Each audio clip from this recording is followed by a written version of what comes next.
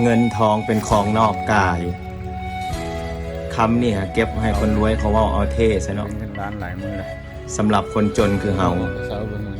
เงินทองโคตรมีค่าเลย ที่เฮ็ดงานงกๆอยู่ทุกมื้อนี่ก็ย้อนเงิน ถ้ามีเงินเฮ็ดอีหยังมันก็ง่าย เงินตกใส่เล็กเล็กก็บิน ตกใส่หินหินก็ลอย ตกใส่หอยหอยก็อ้า โดดๆเนาะออกสวยส่งมือเลยนี่กำลังสิออกประมาณ6 โมง 7 โมง6 โมงปลายเนาะตะเวนยังบ่ขึ้นลองออกแต่เช้าลองเบิ่งพี่น้องเอ้ยน้องชายยังบ่ตื่นอยู่เพิ่นว่าสิลองว่าสิออกแต่เช้ายังบ่ออก